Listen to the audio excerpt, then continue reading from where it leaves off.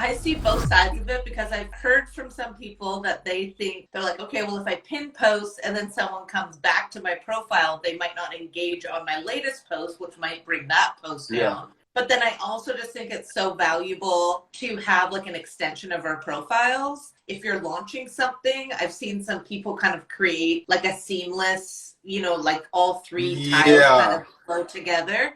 I've seen so many people just post the most popular posts that they have. Yeah, I think that might be a little bit of a disservice, unfortunately. So here's a simple question for somebody who has actually pinned posts. How do you pin posts and how do you unpin them?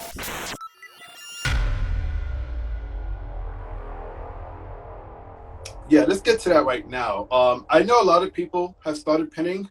There are certain ways to pin that at least certain people believe, certain posts that should be pinned and some that shouldn't be.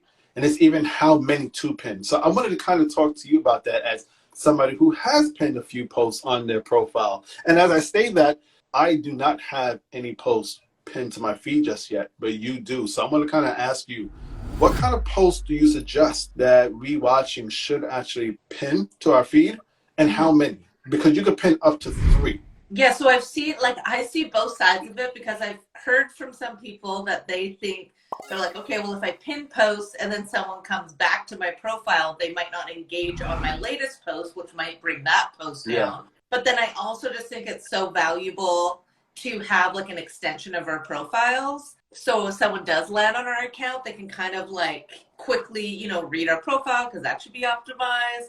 They can check out our highlights if they want. They can see our pinned post, which will typically kind of like introduce ourselves. Maybe you had a really good post that was saved by a bunch of people. You might want to pin that one up there. If you're launching something, I've seen some people kind of create like a seamless, like all three tiles kind of flow together. So maybe you're launching like a group program or a new product or something like that. So those would be really good to pin. Full transparency, sometimes I pin something because I'm like, oh shoot, I want my grid to look different. So I'm like, I'm just gonna pin this one up here.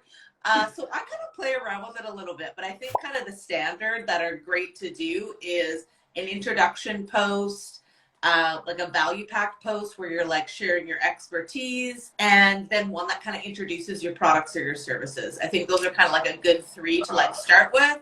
And then if you are going to launch something, perhaps you can kind of mix it up. But if you don't have any pinned, or you're just like, what the heck are pinned posts?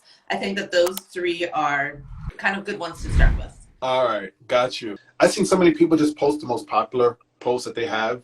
Yeah, I think that might be a little bit of a disservice, unfortunately, but everybody has their own strategy and goals. So I'm not going to knock anybody's hustle in regards to that. Yeah, exactly. Like if someone's an influencer, a UGC creator, yes, having that viral video up there, that's totally going to serve them. But if you are someone who's a service provider or you're selling a product, kind of having that extension of your bio, that's just like such valuable real estate. So that's typically what I do for my clients when I start working with them. I'm like, hey, let's create like an intro post. Let's do like a carousel, juicy value pack post, and what you're actually selling. Typically where I start. And then I also find if you design it, I know everyone's kind of over like perfectly designed stuff. I can't seem to like get away from it really because I just enjoy doing that. So I think that it really like will anchor your page. And then you can kind of not maybe worry so much about your Reels covers or what your carousels look, because if someone quickly goes to your profile, they can kind of see your highlights, hopefully are optimized in your brand colors, and then your 3 pinned posts that look nice and designed. So then you can kind of get away with whatever you want down below. I think I'm going to do exactly what you kind of stated too, with the 3 that kind of look together that are meshed. I'm going to do something along those lines. That's how my feed is right now, if anybody wanted to go take a look and see. But I'm going to do something like that. So here's a simple question for somebody who has actually pinned posts. How do you pin posts and how do you unpin them? So basically, I believe you just go to the 3 dots, and then there's you know how you just like do something so much, you're like, how did I actually do that?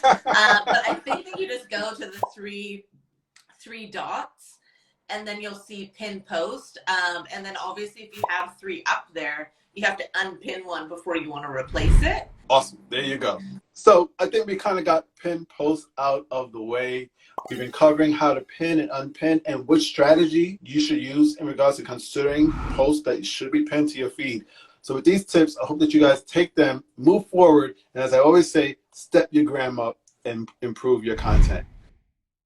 If you enjoyed that conversation with myself and Sarah, show a little support by hitting that like button, smash the subscribe button, and ring that notification bell so you won't miss my latest video. If you want to learn more about Instagram's latest features along with pinning, check out the playlist that's on the screen so you won't miss a beat. Hope to see you there.